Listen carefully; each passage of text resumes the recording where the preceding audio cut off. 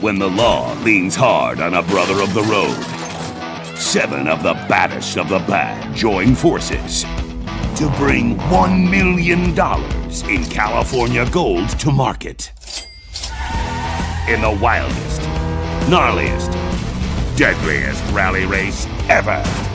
Over 100 pages of rubber burning, road raging, gear jamming, gas-guzzling action.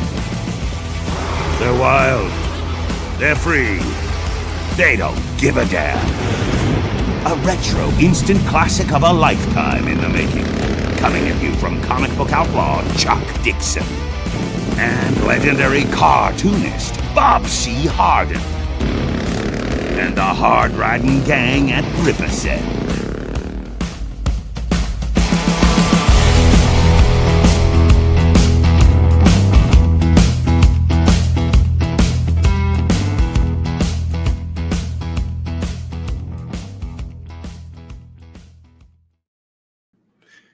What is going on, Rippa fans and Rippa fam? NDAndrew here, and I am pleased to celebrate with y'all the closeout of 7 Deadly Sinners by the legendary Chuck Dixon and Bob C. Hardin.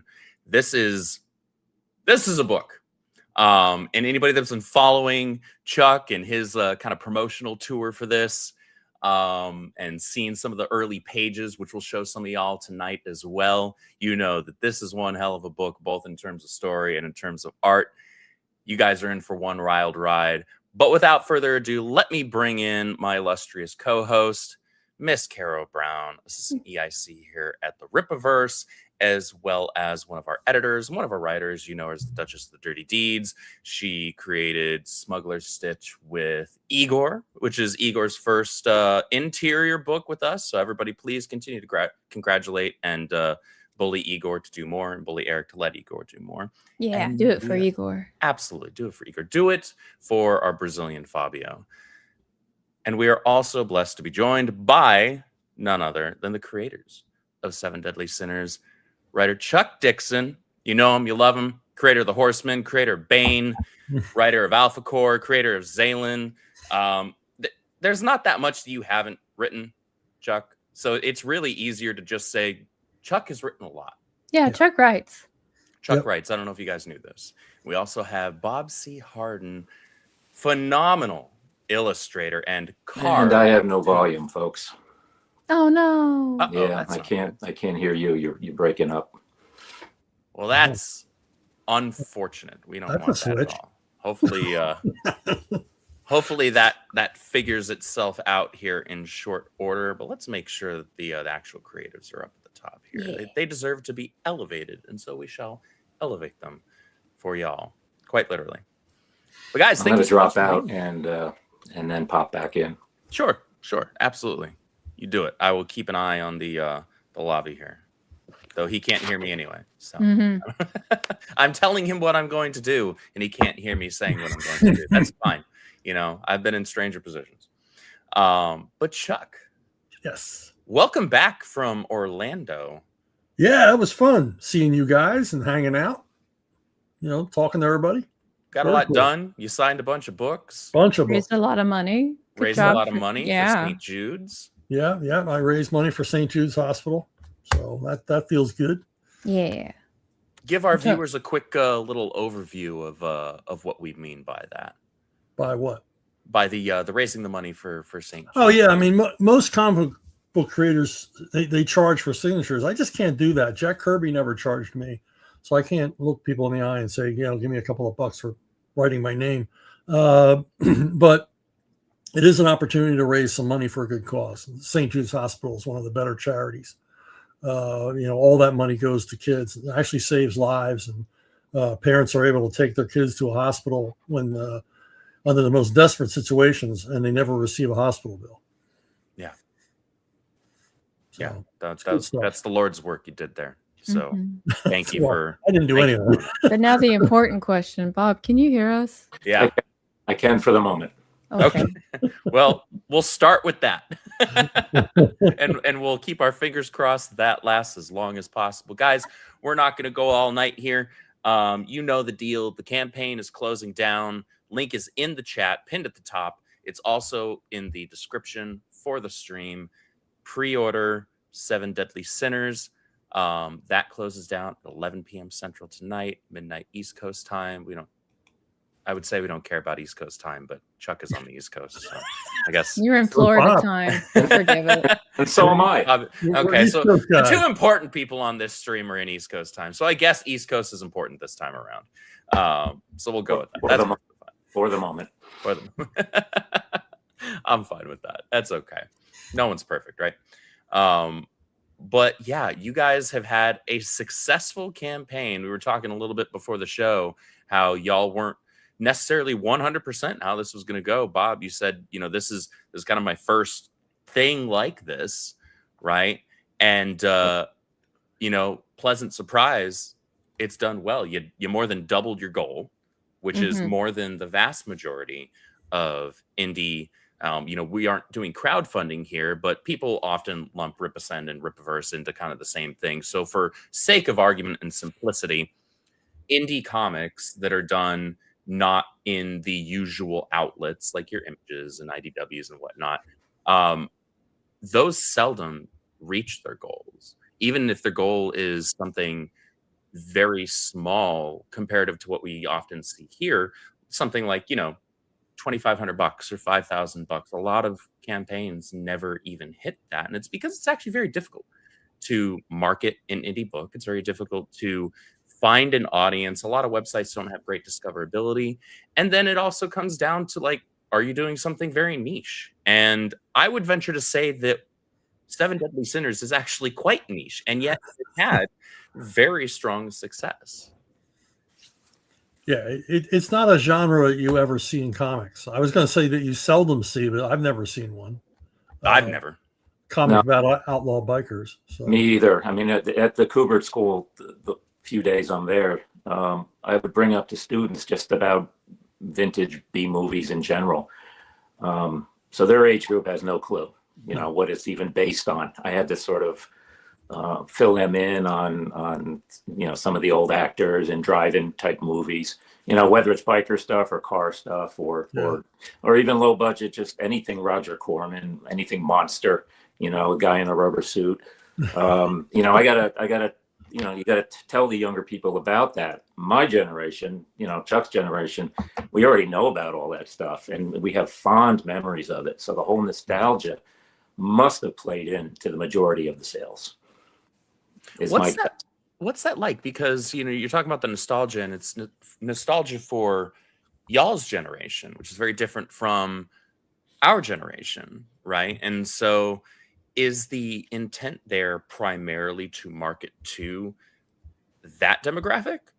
And if it is also to try and tie in the younger demographic, how do you pitch that to a younger audience that doesn't have that nostalgic kind of tie to the things that you guys are leaning into in the book? Well, speaking as an artist, I wasn't thinking about a target market for this at all. I was just doing what I loved. That's my job. I think about the target market, and you paint pretty Yeah, pictures. no, I understand, and you did a great job because you must have got in front of the right eyeballs. I wouldn't have known. It's good looking work. That helps too. Yeah. Yeah. I mean, I just do the stuff and I worry about how it's going to get sold later. I mean, you kind of keep an audience in mind while you're doing this. And I always thought this would be a great book for somebody doing like a long stretch in prison. Yeah. That's appropriate. I don't know. Well, the fact that it's rated R, I mean, I was not thinking about that at all. I was just putting in elements that you can go on Tubi and see, biker stuff from that era, from the 70s, late 60s. And it's got some nudity in it. So I was waiting to be told, no, you got to change that. That's why I kept wanting, I wanted everybody on your end to read it in the beginning. I read it. I didn't want to have to make all these changes last minute because I didn't think I'd be able to do that. But I never heard anything. So, we just kept it the way it was. That's the nice thing about having being completely independent, right? You can kind of just do your own thing as long as you're, careful and appropriate with your verbiage in terms of what audience this is appropriate for, you're Mhm. kind of fine, right? Like there's all you got to do is say, hey, 18 and up, you're covered pretty much. Like that simple disclaimer really kind of, I don't want to say is a one size fits all, but it certainly helps a great deal. And it definitely applies to this book, but this book is an absolute trip. I actually want to cut in because I have a question that could piggyback off of this part of the conversation real quick. And I was actually talking to somebody else that was wanting to go through RippaSend, and he was talking to me about one project, and then he was like, I've got this other project, but it's kind of mature. And I was like, well, I mean, what do you mean by mature? He's like, oh, and he kind of described it. I was like, no, we have a thing like that. And he's like, you do? And so I sent him your guys, your 7 Deadly Sinners. And I was like, no, see, we've got it. We'll publish it so long as it's not like, I mean, we'll have to screen it, obviously, because that's what we always do. Right. But it made me realize that I think there's actually like a bigger market for this kind of content, but because creatives are always being told no on like wherever they go, they don't know where to go. So my question on that is, do you think that you've proven that there's a way to move forward with this kind of material, or do you think it's still kind of like up in the air? Go ahead. Yeah. I mean, I never saw this material as particularly challenging or even edgy, but I guess that's me. But by today's standards, I mean, you have Gen Zers who are terrified and cry at Seinfeld episodes. So, I didn't know how. I just was never concerned about how it would go over. But if we've broken that mold, and the thing is, I mean, yeah, we've got some, mature material here, but it's not like we're promoting anything evil. Oh, These are bad guys. We never present them as good guys. Yeah, you're not elevating them and presenting them as like some moral authority or idealistic, idol to emulate. Yeah, we're not saying, hey, using drugs, getting drunk, and exceeding the speed limit are good things. Nothing ends well for most of these characters. Actions, consequences. How strange. Yeah. There you go. Actions meet consequences quite frequently in this book. and in brutal, beautifully brutal fashion. there's some panels, guys, and I'll pull up and show you some of the preview pages here shortly that I've read some violent books, but the stylization that's done by Bob in here is really something else. I've never seen anything like it in a comic book. It's pretty remarkable, and it's super cool to look at. Even if you're initially like, whoa, my eyes just went so wide, my eyebrows went up to my hairline, right? Literally what happened when you watched me read it. Yep, that's exactly what happened when I first saw Carrow reading it. My brow just keeps going higher and higher until it's in my hairline. Yeah, and that's exactly what happened to me when I read it. And you were like, you need to read it. Yeah, you have to read it, Andrew. You can't promote it if you haven't read it. I was like, all right, I'm gonna read it. And then like I feel like it was every, I don't know, 5-10 minutes I was sending Carrow, holy shit. Yeah, I think that slug line, they don't give a damn, really refers to me and Bob. Yeah. Actually, I feel like that line was a self-insert for you two in terms of your attitude towards. Like I said, I wasn't thinking about. I was just springboarding off the script. Plus, I had pencilers working with me that were kind of also springboarding, and it just evolved into something. And so, y'all actually think there's nothing like this out there, or do you feel that maybe you just never found it yet? I don't think there's anything out there. There's nothing like this. Mm-mm. No, not like that I've seen. And I do read a lot of comics, and I frequent my LCS every week, and I've been reading comics since I was 8. Granted, I wasn't looking in places where a book like this would be when I was 8. But still, in this entire time, darn near 3 decades later, I have never seen a comic quite like I think I've seen some zombie and car related things, but they're 30-page books. It's not a full-blown graphic novel. Yeah. The internet's really good at saying this sounds like this, and throughout the entire pre-order campaign that we've had for you, I haven't seen a comment like that. So you definitely have something unique that way. So congratulations, you've done the thing we all struggle to do. Which is create something completely original, or at least like vast majority original. I can't wait to hear the feedback when they have the whole book in their hands and they read it a couple times. There's a lot of Easter eggs. There's a lot of stuff based on my love of Mad Magazine, where I could pick up a very old copy and still read it now and find something new that I didn't see the first time. There's like background things and little inside jokes and all kinds of fun stuff like that. So the content is, hopefully engaging in that way. Absolutely. Absolutely. Well, what do you say we get into some of these questions that Carrow and I have for y'all and show some of these awesome pages while we're at it? Pictures first. Pictures first. We like pretty pictures. So I'm already a fan. I mean, I'm a fan of a lot of things about this, but this just speaks to kind of the imagery and creativity that is part of the art in this book.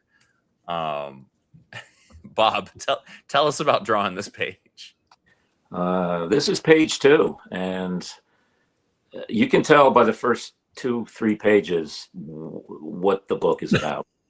Or at least you can get a feel for the vibe. And that is something I was conscious of, because a lot of the drive-in movies would do that. They try to hook you in the beginning, and then there'd be a long, boring stretch, and then there'd be another action scene, another long, boring stretch. But they always tried to give, they try to hook you in the beginning. And that's what this was. And this is a sort of a drug-induced image. There's 2, I guess, pot smokers hiding in the grass, and this truck is barreling after them. So you see the reaction up top. It's 2 people. It's not one person with 2 eyes.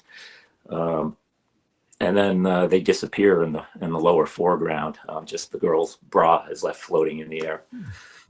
As we all enjoy. As it happens all the time. Yeah, and every this day, is how every they Monday. see the truck. They see the truck and the guy in the back. That's the way he looks to them because of their current state. That's the story. The end. Yeah, I knew Bob would go gonzo on this, and he did not fail me. I knew from working together other times, he was going to deliver the goods on this stuff. And he absolutely did just that. Oh yeah. He did absolutely just that, precisely that. Your art is so unique and evocative of the things that you were leaning into for your inspiration. You talk a lot about Mad Magazine and things like that. And though the art style isn't identical to that, right, it has a similar energy to it and a similar feel to it. For me, at least, as someone who admittedly didn't read Mad Magazine, but I saw the covers every time I was grabbing a Sonic comic off of the grocery store shelf. So I remember seeing those right next to him and be like, well, that's not for me. I'm 9 years old, but I'm going to grab this Sonic comic right next to it. See, I was the one grabbing it too and just kind of like getting them to buy it for me. You were up to mischief. Of course I was. That's what it was. You were up to absolute mischief. Well, while we've got these pages pulled up, I'm going to toss a question at you, gentlemen. So now that you are at the end of the pre-order campaign for this, with about just over 4.5 hours to go, how are you both feeling, seeing the level of support from the fans for a project as niche as this, and is like kind of long suffering in both of your creative visions as this, because you guys have had this kind of on your hearts and in your minds for quite some time, right? Yeah. I mean, I'm happy with how it's done. I mean, because like we said, it's unique. It wasn't the easiest thing to promote. It wasn't like this or like that. There's really no comparables. Mm-hmm. It is completely different from the usual fare. And because it doesn't fit into those niches, I'm happy with how it performed under those conditions. And I think it will get bigger as it gets into people's hands. And word of mouth does a lot. Yeah. Mm-hmm. Yeah. I mean, real comic aficionados are going to be able to look at this thing and really appreciate what Bob's doing here. I mean, look at this page. The storytelling is impeccable. It's absolutely impeccable storytelling. Well, that was all, and that's all in the script. This is part of the, character development that Chuck is so amazing at. Yeah, but the Mhm. storytelling is a collaborative thing in comics, right? Like Chuck is the storyteller in terms of the narrative and the dialogue and things like that, but it is a visual medium. And obviously, not to downplay Chuck, I could never do that because I'm a self-admitted fanboy, you know, grew up with his work. But you are also a storyteller, right? And you're a key part of this. You're at least half of the storytelling here because you have to communicate the story and tell the story through the art, right? And do it in such a way that is engaging and exciting for the reader. Because if you don't do that, like I've read comic books before where like the paneling is boring and you know the art itself is just kind of like not necessarily bad, certainly better than I could draw, right? But it doesn't evoke an energy that makes me want to keep reading and looking at the page, right? It's kind of like I always know if a comic book doesn't have engaging art and engaging paneling for me that pairs with a good story, if I'm just kind of like reading the captions and reading the dialogue and not spending as much time as I otherwise would looking at the art. And that was not an issue with this book at all. Yeah, a big shout out to Wesley St. Clair, who was, I would say, the primary penciler on this page. I added, you know, my usual co-penciling nonsense and things moving and whatnot. But it's Wes St. Clair's layout, and he gets credit in the book. There were a few other pencilers who will continue to remain nameless, their choice. But you know, Wes, I've done other things with Wes, and he never lets me down. We work good together. There's room for me to embellish things and not destroy his layout. But again, it comes from the script. The panel descriptions, you know, are really all Chuck in a way. Yeah, but you know, the way the scenes are blocked out, the angles chosen. I mean, look at that bottom panel. That is a page turn panel if I've ever seen one. Mhm. There's not a word on it, you know, Yep. and you've got to turn the page to see who's that shadow belong to. Why is There's he here? There's You a know? lot of cliffhangers. It's that Mhm. what happens next Yeah. energy and mentality, right? You want to give your reader a reason to want to turn the page, right? Like, oh, well, I can't just stop here. I need to find out what happens on the next page. Yeah, and I didn't share that page with you, so you can't show it. I did that on purpose. Good. That's important. You want to leave some of the stuff up to the actual surprise, the people, you know, reading the whole thing cover to cover. That's important. There's going to be a lot of surprises. Yes, there certainly are. There absolutely are. You know, there's some wild stuff that happens in this book.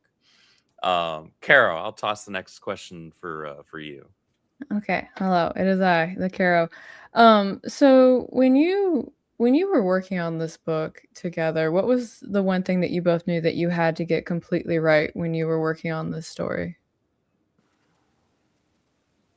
Well, for me, it was just that sort of, you know, 70s movie vibe where anything goes, and you're going to, you know, to give the reader something they've never seen before, something they didn't expect, even if they knew basically what the story was going in. And the rest of it, I mean, I left up to Bob. I mean, I knew he would bring it. You know, I mean, like I said, you know, I had all the faith in him. He's the only guy that could have pulled this off. He's the only guy I would have done it with, because I didn't have to explain anything to him. We were totally on the same page from beginning to end. Anything I didn't have committed to memory, you know, for the visuals, I had photo reference. I think I had a WordPress site at the time, and I was just filling that with all kinds of reference and things that we could look at and make sure we're all working together. But yeah, the whole 70s feel, I guess that was probably the only thing I really concentrated on. As far as the visuals of the storytelling, you know, the way they wore clothes, the way there's just a lot of like old telephones and, you know, simple things like that. I would be curious if, you know, if you had a bunch of 24-year-olds who are very talented artists just working on this, would it have come out the same way? No. I don't think so. I don't know. They definitely probably have to do a lot more research and referencing. Hmm. I imagine there'd be a lot heavier reference research that would come into play, as opposed to having so much of it, as you said, committed to memory. You know, and more just direct recollection of things, in terms of, just as you said, like how characters wore their clothes, and how, you know, the technology of the day looked and functioned, and all of that. That's something that a talented artist will do their due diligence, right, and research. But it's one thing to research something, it's another thing to have lived it. Yeah. Right. Yeah. You can't really replace lived experience. You could do a really good job. Again, if you're doing your due diligence, you know, people can only experience so much in their lives. So most of us have to research a good portion of things. But, you know, I think it really shines through that there's a lot of lived recollection that happens in this book. I have a question, because it's bugging me now. What model is this pistol? Because I've been staring at it for a while, and I'm like, definitely not a Glock. It's not a SIG. What kind is it? A Colt? I don't even know what. It's a Colt 1911. Oh. Yeah, I don't get. That's a sexy gun for a sexy lady. I'm just saying, because I was like, I wasn't looking at it like in a bad way. I was like, I kind of want one. I tried to blur the details, to be honest. That's fair. That's fair. No, but it's definitely a Colt 1911, and you know, that's in period. Glock would not be. No. But and I think that's my cameo up there on that top panel. Yes, it is. Swinging a hoe. Yeah. Chuck is on the chain gang. And I'm on the chain gang. Yeah, let's zoom in on that. Hey, it's Chuck. See, it even says Chuck right here. It says Chuck. Yeah. Wow. I'm doing That's hard amazing. time. I love it. What did you do to get out there, sir? What did you do? What kind of shenanigans were you up to? You didn't write another Conan novel. That's what you did. That's what I did. That's what I did. Yeah, Sky shows up and doesn't rescue Chuck. She rescues another character. I get left behind. She's Oh, red. now I'm isn't sad. she? Yeah. She's red. I would save you, Chuck. Only because your boyfriend's dad. I guess we all have our biases, right? Oh, that's fun. That's fun. So here's another one for you guys. Was there a moment during the campaign, because I presume you guys were kind of keeping an eye on it, you know, was there a moment during the campaign when it actually hit you that, you know, this thing was actually looking to land the way we hoped, as far as like doing very well, you know, and people seeming to be pretty enthusiastic about it? It kind of ebbed and flowed, and I didn't know how to read that. Like I said, I haven't really been involved with anything this big. It's big for me. You know, and given the amount of time that the campaign was running, I was trying to figure out, well, I wonder if there's going to be a big tidal wave at the end, or does it completely die out in the middle? I was just kind of watching and learning as it went along. I don't know if it happens that way all the time. They tend to do this. Is usually how it Okay. goes. Yeah, I just believed in the power of Rippa, that it was going to make this happen. You know, even though it's a crazy, you know, kind of off kilter, unusual book, I just knew we were going to make the mark. But it is a slow motion horse race, and you know, when you've checked for the 19th time and the number hasn't moved, Yeah. it can make you crazy. Oh yeah. That was me when I released my first book in December, and I was like dying inside, because it was like I was releasing my book on hard mode, because not only did we release it right before Christmas, but it was before tax season, and I was sick, and I was like, Yeah. The odds were all stacked against you. yeah, maybe next time it will go better. We'll find out. I'm sure. But yeah, I was watching your thing too, and I was actually really thrilled with the progress that it made, because I know like initially there was like some uncertainty with how it was going to go, but like in my gut, I was like, no, this is going to do well. Like this is answering a call that people don't know they have. That was my thought. Yeah. Yeah. Sometimes you don't realize as an audience that you have a need or a want until you see it in front of you and you're like, oh, I need that, or I want that. I was like me with V for Vendetta. I remember the first time I watched it, and it was the first time I'd seen something like that, and I was like, I don't know what this is, but now I have to digest everything related to it. I can understand that. I can absolutely understand that. I think between Chuck and I, we probably posted some type of promotional material in the socials pretty much every day since it started. We did too. Yeah, we love it. And I saw that, and I mean, you can go to my Instagram now. There's got to be 50 or more. Hey, that's a good use for Instagram. There's enough there to do a trading card series. Oh, nice. Oh, is there now? I sent out so many emails. I was getting a lot of all right, I bought it emails back. I Found your audience so they say, shut up, fine, I'll buy it. I think yesterday I said there's only one day of me promoting this, and I swear I could hear clapping off in the near my house. I'm like, really? Your ears started ringing a little bit, nose got itchy. I always tell folks that when authors or artists release books, we just don't shut the fuck up about it, and you just have to accept it. Yeah. Well, they always say that nobody pays attention until they've seen it the 20th time. Well, I'm going to show it to you 22 times. Make sure.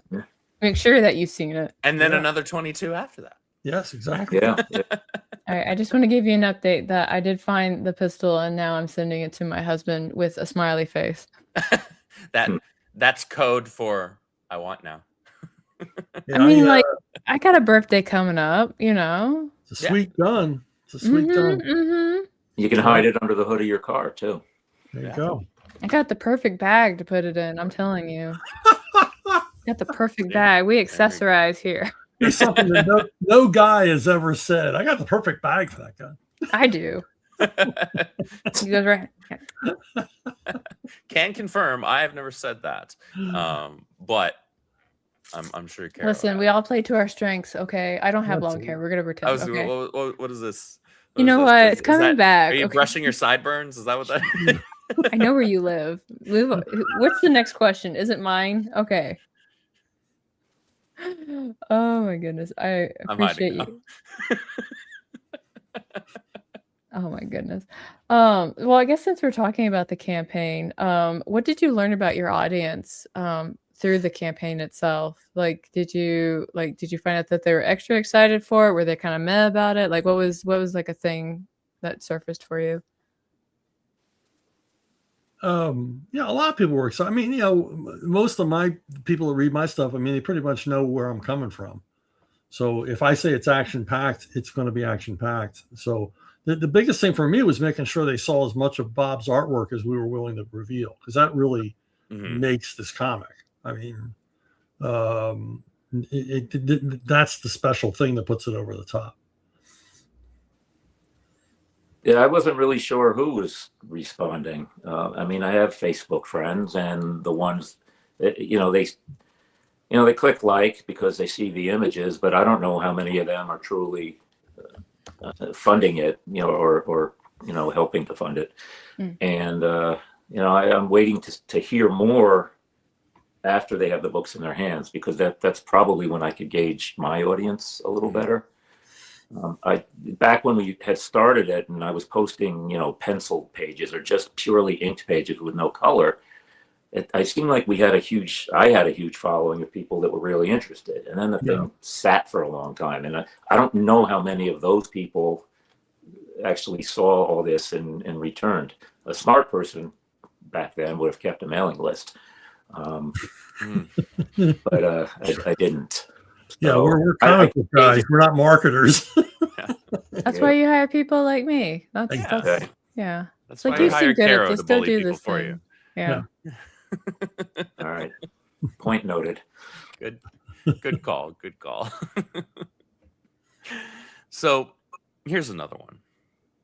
Without spoiling anything, what about this book are you most excited for fans to experience once they actually get it physically in their hands and they're flipping through it? What, again, without spoiling, within some level of vagueness, what are you really excited for fans to turn the page and all of a sudden that page is in front of them? That that panel leaps out of the pages at their face? For me, Yeah. After the character development is over in the beginning, there's a huge car chase. Yeah, there is. Car and bike chase. It's literally half the book, or maybe even more than half the book. I don't know how common that is in comics, because if you tell someone that the whole book is just a chase, like if you try to tell someone this is Fury Road, but it's a comic, they might not really have any interest in seeing it. In cinema, it's different. In a comic, would it work or not? So I am most excited to find out if it is interesting to have 50 plus pages of just momentum and action and nonstop mayhem. I want to think there is, because there's been a community who will like wait like a whole like 60 pages for Goku to hit something after screaming for 50 pages. Okay, see, That's I don't true. know that. That's true. Can confirm. Yeah, but within the chase, there's little character arcs and things like that going on. I mean, Bob can probably say the same thing. I have an aficionado of car chases, and you can see a car chase that's like, and then another car chase gets your heart racing, gets you on the edge of your seat. And I'm always looking at them and go, well, why did this one work and this other one didn't? And everything about Bob's work is what makes a car chase work, even if it's on paper. It's not just like endless shots of two vehicles getting closer or further apart. It's way more than that. There's a real dynamism to this stuff. His vehicles are alive, and it's just, and all the little details are there. And you can hear the tires squealing. And, again, I wouldn't even have considered doing this with someone other than Bob. And to me, that's what is going to really put this over the top. Is when people see these visuals and and this crazy story. So I have an off-script question, because now I'm dying of curiosity, since you're both car chase experts. What did you guys think of the car chase in Matrix Reloaded in the beginning? Before they got was that the second one? That's the second. Yeah, the one on the highway. In real life they're going like 15 miles an hour. Yeah, it seemed a little stretched out, but honestly, that's the only part of the movie I remember. that scene, and were they jumping from vehicle to vehicle? There was a lot of stuff going on that I thought was done well visually. I like the Ducati, but that's because I like Ducatis. Because I remember like before they got on the freeway and then getting on the freeway, and then they were trying to swerve through cars, and that seemed kind of exciting to me as a non-car chase expert. But then after that, when the Matrix part started happening, I was like, okay, I guess I'm tired now. So the only thing I remember about that movie is they have that big rave up, and there's all these people, and I'm like, they're all of the same age, and there's no children. It took me out of the movie. But as far as car chases go, I don't know if Bob will agree. The last great car chase on film was Ronin, the movie Ronin. And I did not see that. Oh, you've got to see that. Yeah, okay. That car chase is nuts. There's like two of them in the movie, and they're both nuts. So I know for me with car chases, if it's a lot of just as you described earlier, just two vehicles kind of more or less side by side, maybe jockeying a little bit for positioning, and then adding in some generic like let's go and woo type stuff, like that to me is boring. It's like, can we do better? I feel like we can do better, right? Like I like when there's some actual storytelling done within the car chase as well, because and I say that as someone who like action movies are kind of, that's my bread and butter. Is I'm a red-blooded male. I am very simple. I just require fun action popcorn flick for the most part. I like other movies as well, but if I just want to sit back and be like, I want to pop in a movie, I'm probably popping in an action movie of some sort. But I still want there to be more depth than just, I don't know, a one-liner and, two cars next to each other, two bikes next to each other, right? And I think between the script, Chuck, by you, and Bob's art in this car chase being done on film would be off the chain. Yeah. If George Miller gets to do it. because there that's wouldn't be demand. any, there would be very little CGI, because that's what ruins current car chases is the CGI. Agreed. You know they're not in a real car. You can feel it. I mean, the recent movie F1, where it's all practical effects, it's all real cars. That makes all the difference in the world.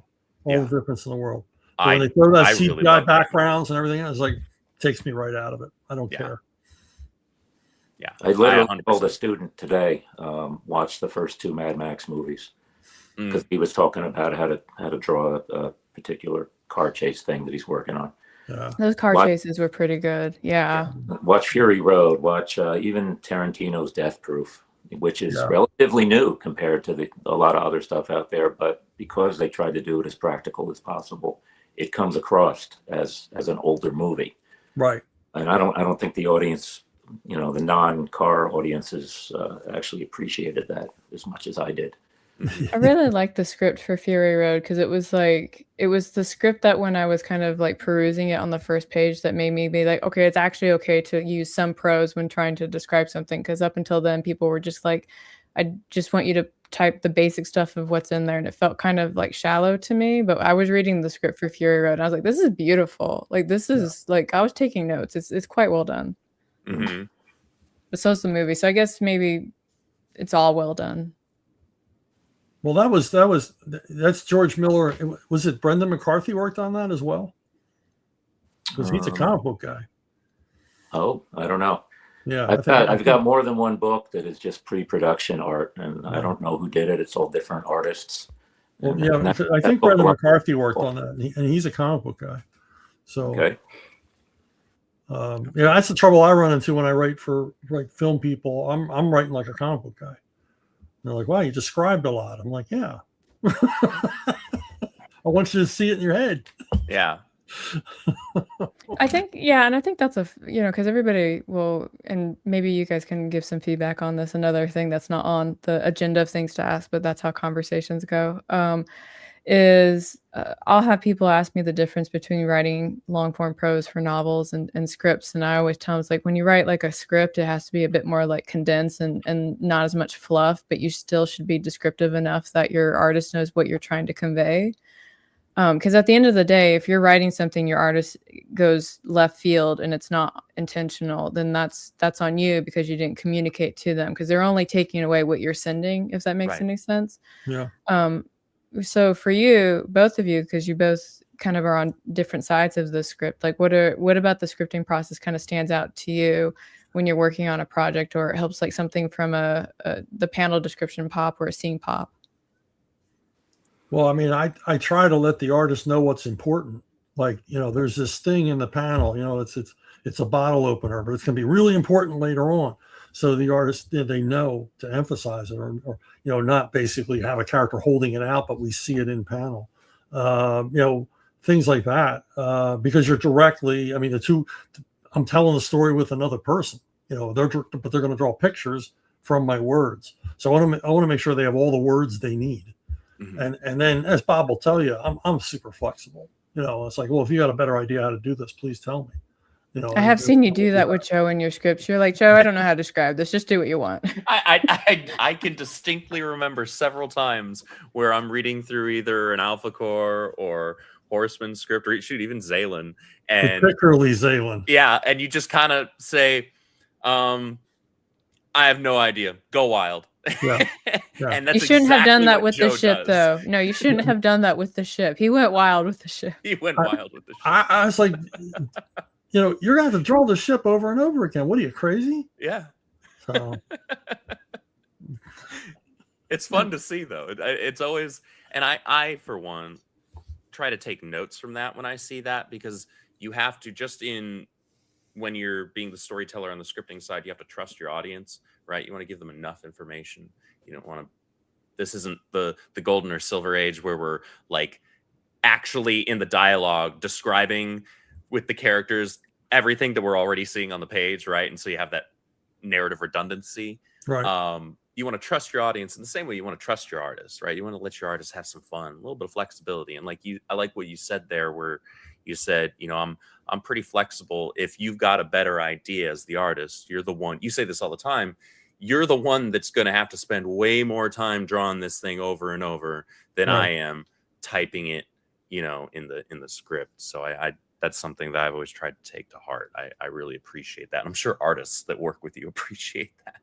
Well, on the like particularly the beginning where we're setting up the characters and the interaction and everything else, I'm writing tighter and I'm making like more suggestions for angles and stuff like that. But when we got to the car and motorcycle stuff, I went loosey goosey because, you know, Bob knows a whole lot more about this stuff than I do. So, you know, I just let him go. Speaking of Bob, we didn't get your answer. I'm sorry. We didn't mean to push back to you on that. What was the question again? Oh, the question is what in a script stands out to you, I guess from your side as the artist? Everything Chuck said about it. He does. I love when he says either, you know, do your Bob thing, or make sure this bottle opener stands out. You know, make a focal point of it now because we're gonna reveal that later. It's going to be important. There's a clarity in that you know, it's easy for me to read. I interpret it well in the times that I've worked with Chuck. I don't know if I could work with anybody else at this point. You got a high bar there. Yeah. Well, yeah, I know. I'll start whining if something's not clear. Like, well, Chuck wouldn't do it that way. Yeah. I worked with an artist once, and he worked page by page. He would he wouldn't read the whole script, and we were always running into problems. And one time we had a story where the villain electrocutes a guy. And we introduced that character, the victim, early in the story. And my artist said, well, I want to switch genders. I want to make that character a woman. And I said, no, you don't. And he goes, yeah, I do. I said, read the rest of the script.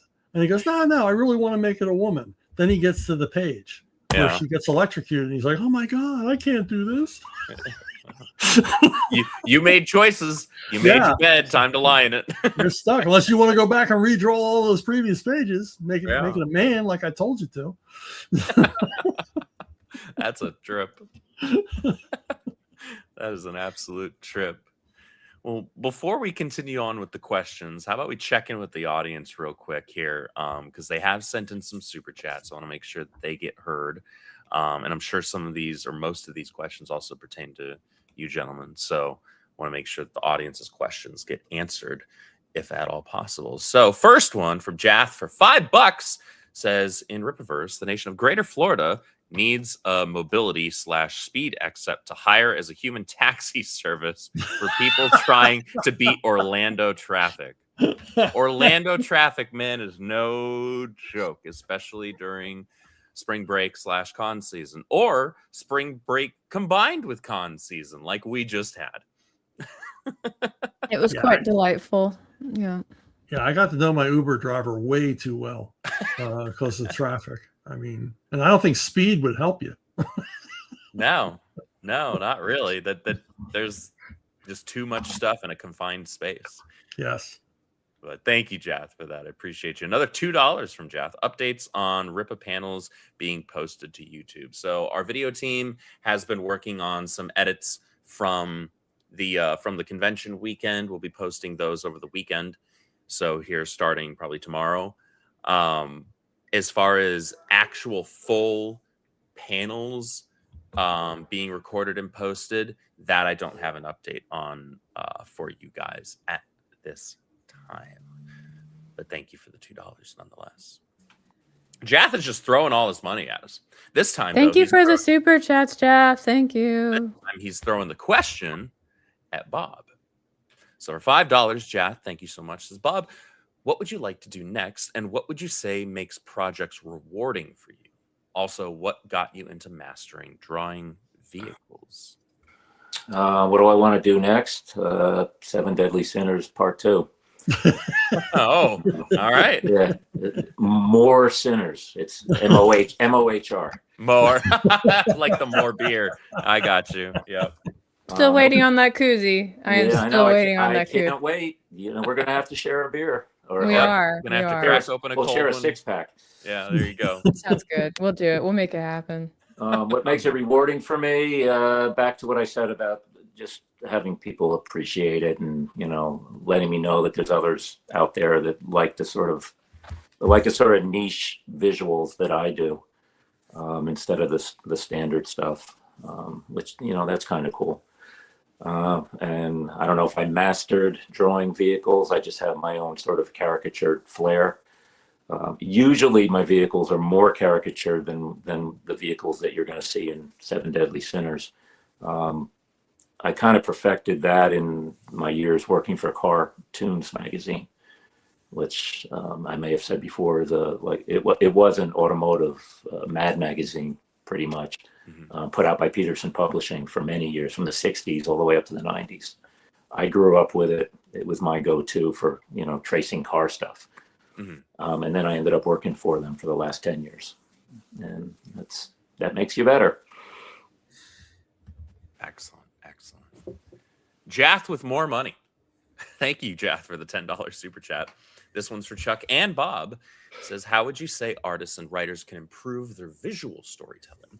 Also got more tips on making what happens next in stories grip readers' attention and top their expectations. Yeah, I mean, visual storytelling. There's a YouTube channel called Movie Wise, and I never miss an episode. And I don't always agree with the guy, but he talks about blocking out scenes, how to block out scenes, and what's important and what's not. And he's ruined some movies for me, but he's really good. He's got such a sharp eye, and I learn something every time I watch it. So it's Movie Wise, all one word. And I mean, that's the best tip I can give you. And just watch movies and then read criticism of those movies. And then also watch movies and go, how'd they do that? How'd they make me feel this way? I mean, what made this a horror movie instead of a comedy? Because of the angles they chose and things they decided to do. So that's my big tip on that one. Okay, Bob, what about you? I am always trying to perfect that feeling of being in the action, possibly being threatened by it, versus watching it from outside.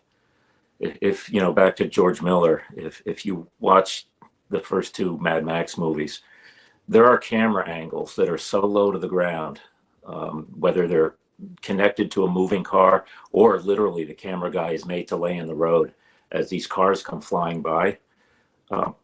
That's thrilling to me because, as a cameraman, I can sort of empathize and imagine, or I can imagine the guy being terrified while he's shooting the scene. And I think that kind of translates on the big screen where the viewer can feel that also. I want to really kind of capture that in comics. And it's different because it's not moving. It's a different medium. That's what I want to get better at, is actually putting you in the danger instead of just watching it. So immersing your readership, immersing your audience, so they feel like they're there. Yeah, that's a much better word than what I used. Sure. Also, Bob uses a lot of tactile stuff. He's always got his characters doing something, touching them, things like that, and that really puts across a feeling of realism. Plus, just the natural postures he uses. I mean, his people stand like people stand. They sit like people sit. Yeah, nobody's just kind of standing around like a statue. Very, I've read a lot of comics where you might have a talented artist, but for whatever reason, the way that they're drawing the people, they're just all very. Well, I mean, you can see it on that first page. Let's bring it back real quick as I tell you what to do. Yeah, not the first page, sorry, the second page. Yeah, so even something as simple as him leaning forward with his foot on the table and all of that. I used to see guys in the military do that all the time. It was that was the first thing. I was like, that's so and so when he would come into my dorm room, right? And everybody, for the most part, they kind of sit like models, which are very uncomfortable to me when I see them in art these days. There's no need to have pages and pages of just faces talking to each other. I sometimes have gone out of my way to make them doing something that's completely unrelated to not only their current environment, but it's not even in the script. I mean, maybe they're just changing their pants or something. I don't know. They're just doing something while they're talking. Right. That kind of thing. That's the only way I'm able to hold any interest with a page that is just dialogue. Absolutely. Great answer. Great answer. I love it. I see a conflicting question coming up. We might as well address it soon. Okay. Let's see here. What we got? Oh, yep, I see it. I scrolled down. That's dangerous territory. That's dangerous territory. We have to find out though. All right. Well, I'm intrigued. You know, let's tear off the Band-Aid. Here we go. You guys ready? Ready. It's just turned into a super controversial stream, even more so than the book that we have on screen. Jath for $2. Chuck and Bob, your opinions on pineapple on pizza.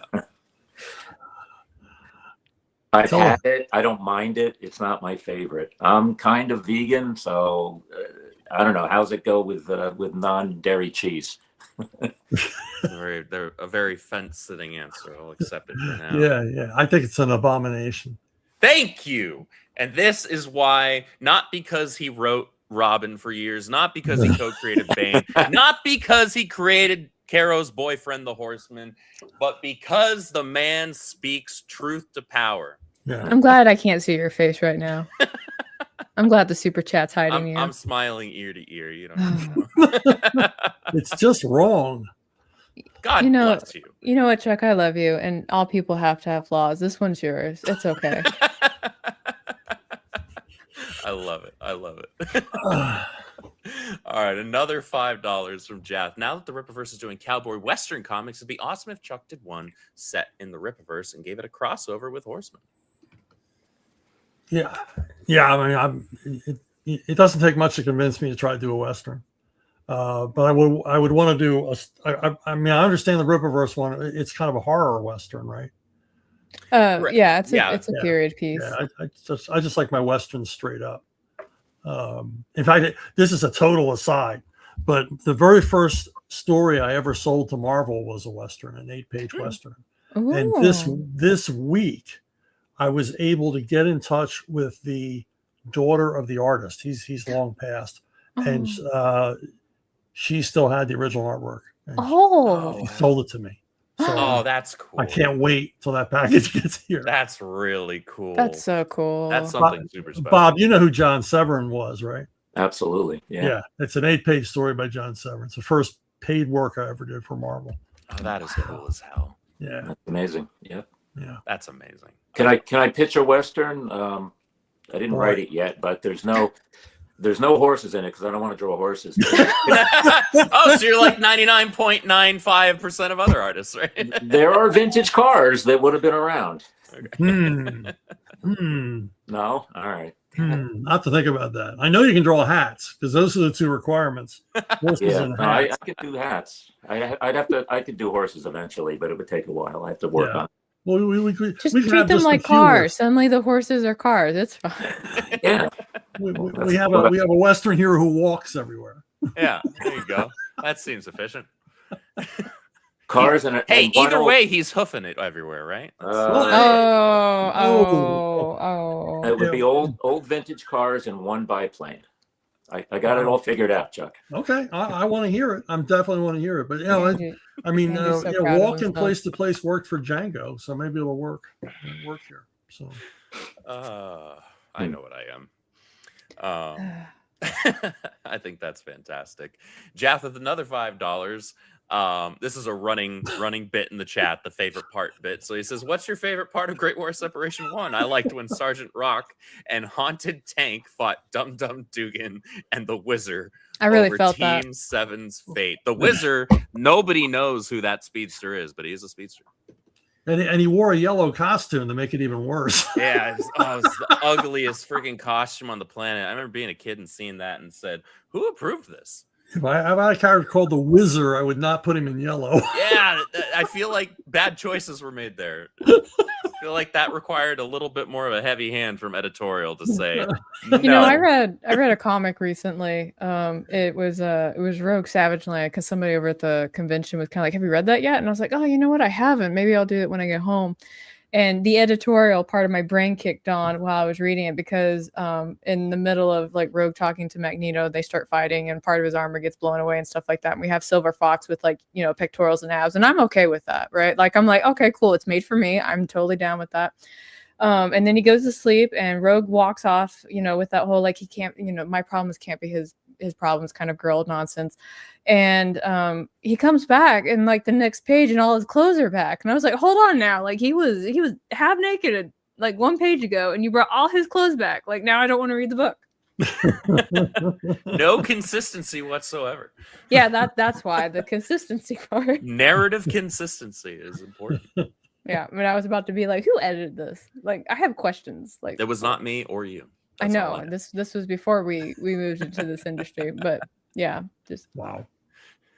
That's fun. yeah.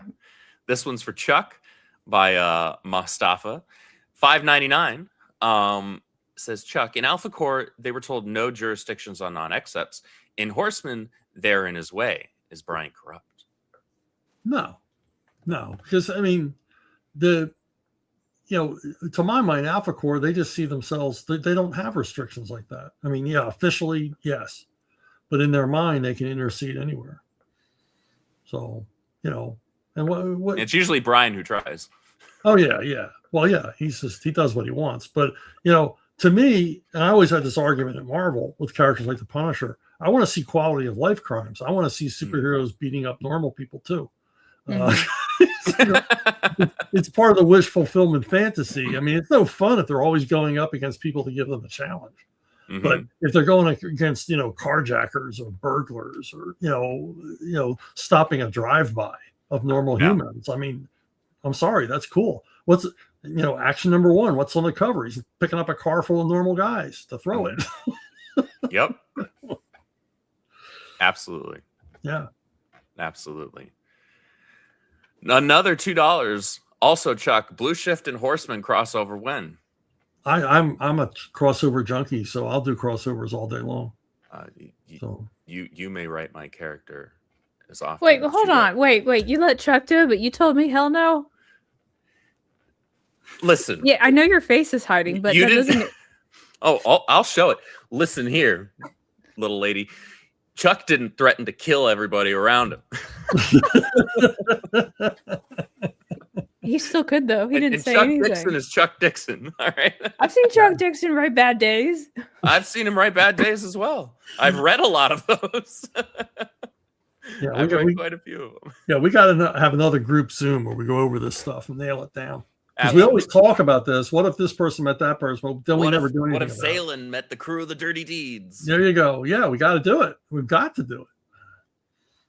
Got to make it happen. Absolutely. Super chats now. Super chats. $2 again from Jathrun. Nope. Chuck and Bob. We already did that. We already did that. We did that one.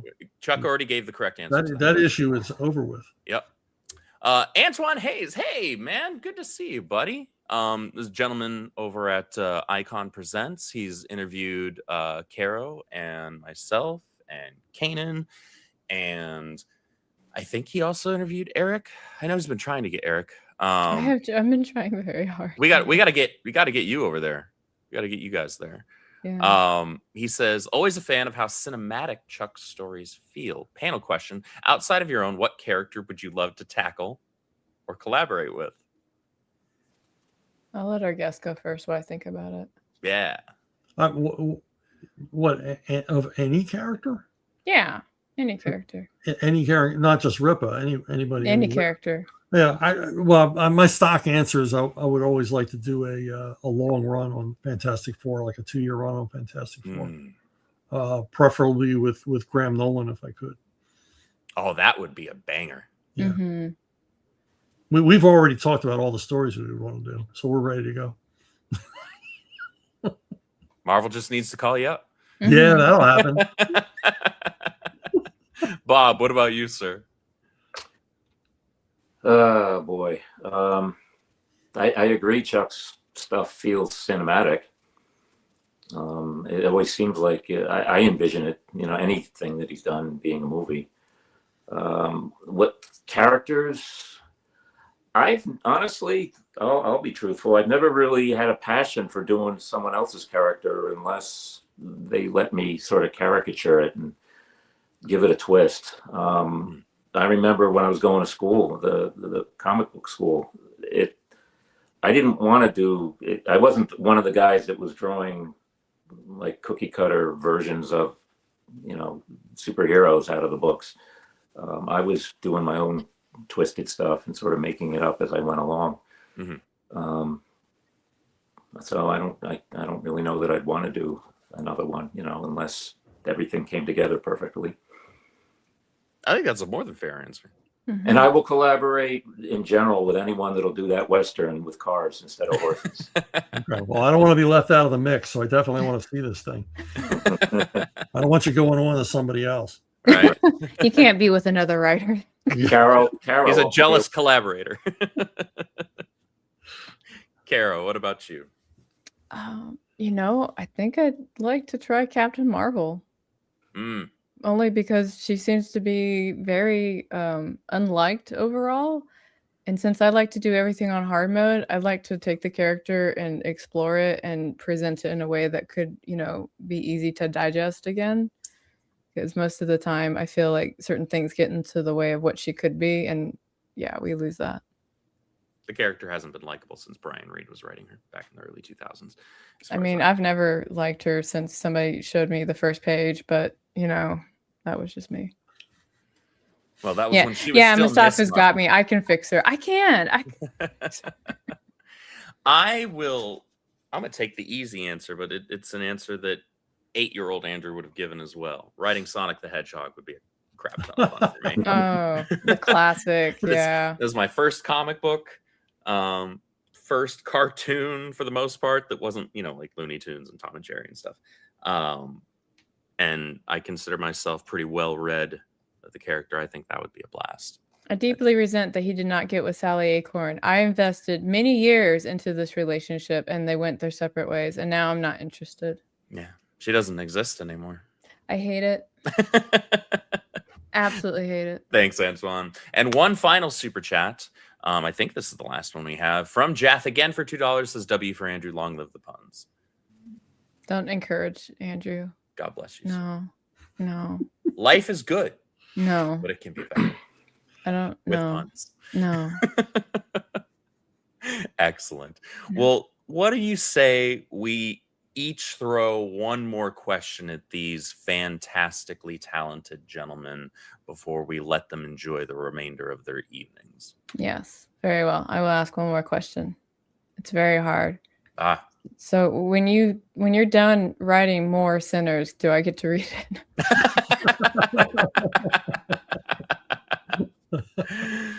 Yeah, you might see the script this time.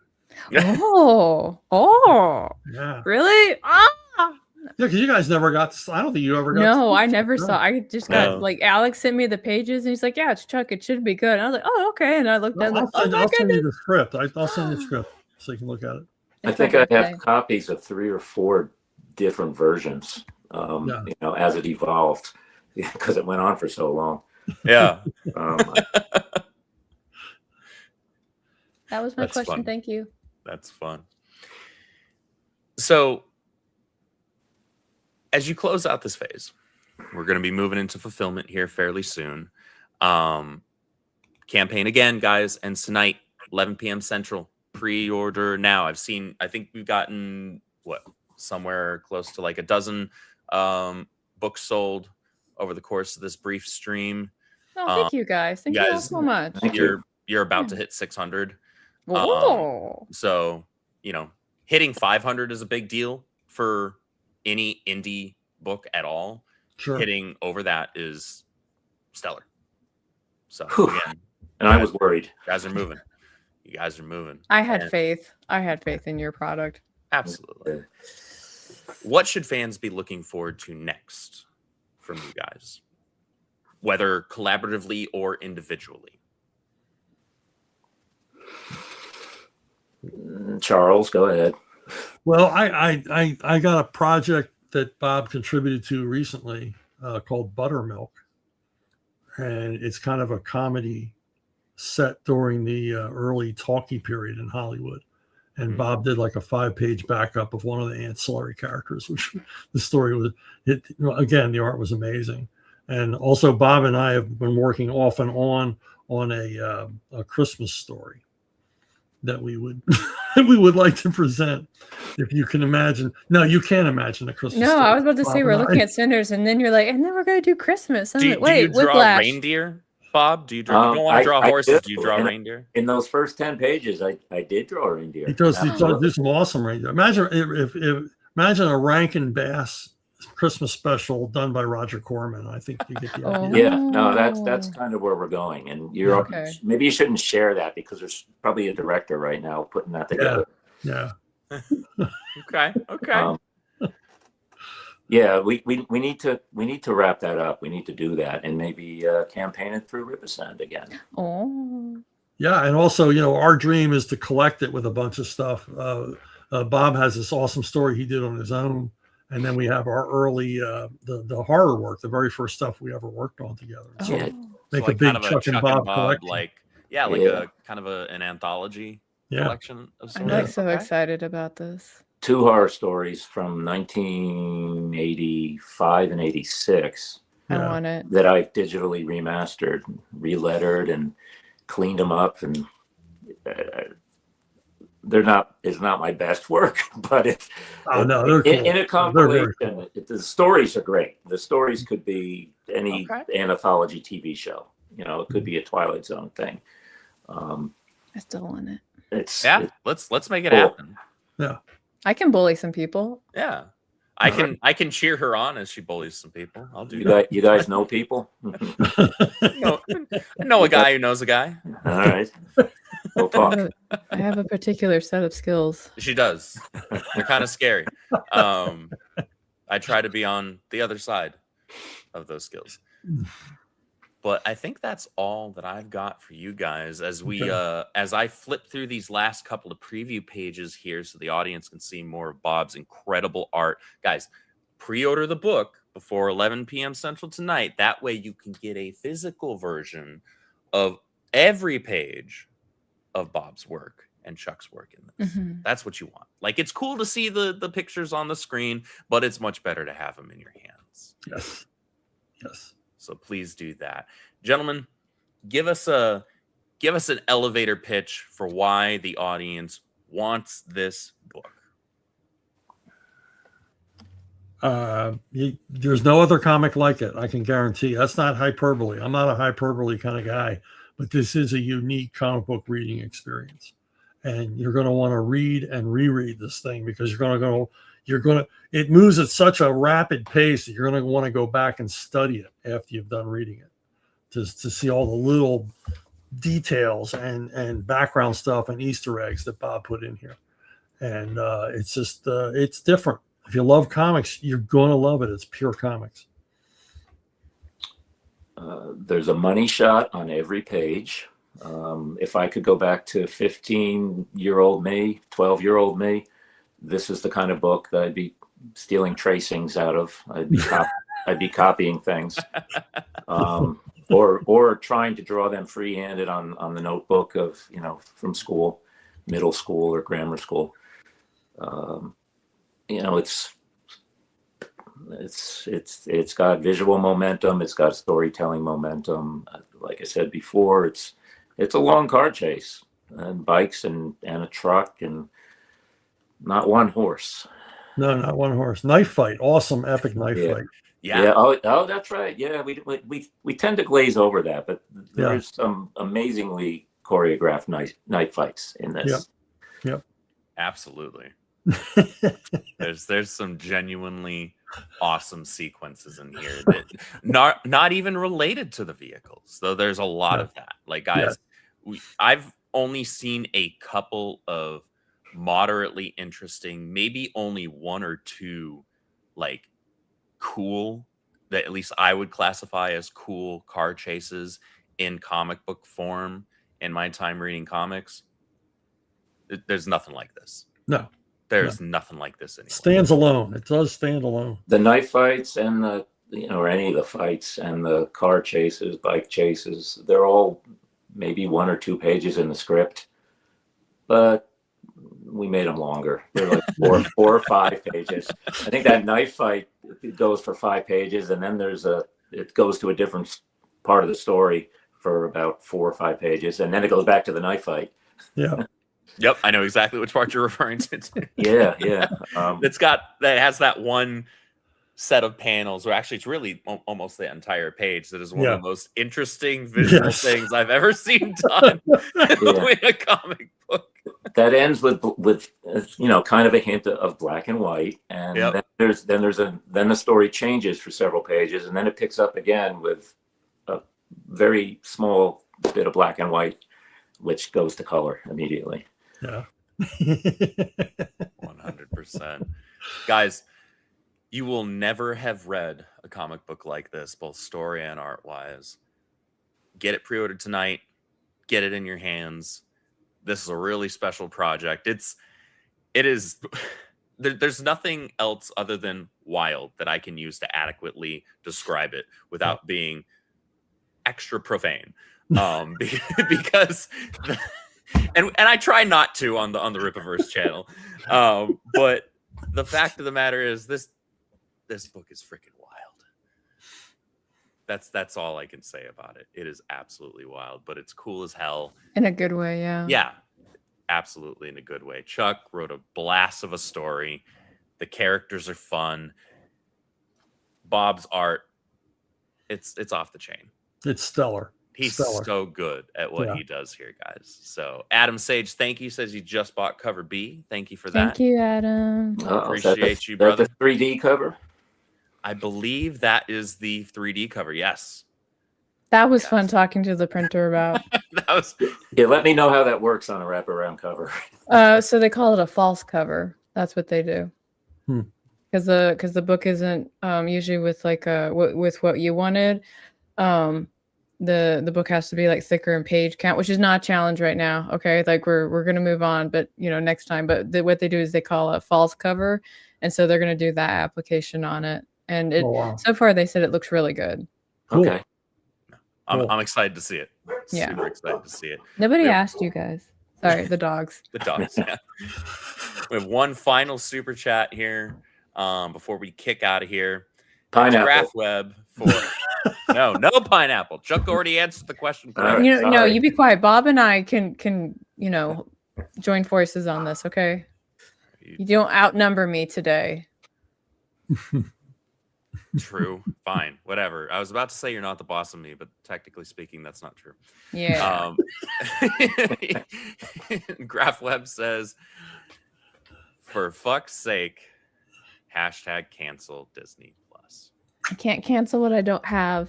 So. Yep. Pretty much that. All right, guys, ladies and jerks, we appreciate the hell out of all of you in the chat. Thank you so much for hanging out with us. Thank you so much for supporting Chuck and Bob's work here. Their stellar work. One last time, please go pre-order 7 Deadly Sinners. It's a great book, and you're going to think it's better than great once you get it in your hands and actually read it in person. Read Chuck's story, see Bob's art. You're going to have a blast with it. And buy at least 10 koozies. Buy 10 koozies. Yeah, buy 10 koozies. Get a 12-pack of beer, and then get 12 koozies, so you can have each one of them already ready to go. Is there a quantity discount on those? I need to know this in advance. I will get you a discount. We'll get you. We'll get you set up, sir. All right, ladies and jerks. Thank you so much for hanging out with us. Thank you, Chuck, Bob. Thank you so much for giving us so much, your time this evening, and always being top tier creators. Carrow, thank you for being a fantastic co-host. Chat, thank you for all that you do and supporting what we do over here at the Rippaverse and our RippaSend creators. I got nothing else for you. We'll end with the trailer as I send y'all on out of here. But until next time, God bless and Godspeed. Bye. When the law leans hard on a brother of the road, 7 of the baddest of the bad join forces to bring $1 million in California gold to market. in the wildest, gnarliest, deadliest rally race ever. Over 100 pages of rubber burning, road raging, gear jamming, gas guzzling action. They're wild. They're free. They don't give a damn. A retro instant classic of a lifetime in the making. Coming at you from comic book outlaw Chuck Dixon and legendary cartoonist Bob C. Hardin. And the hard-riding gang at RippaSend.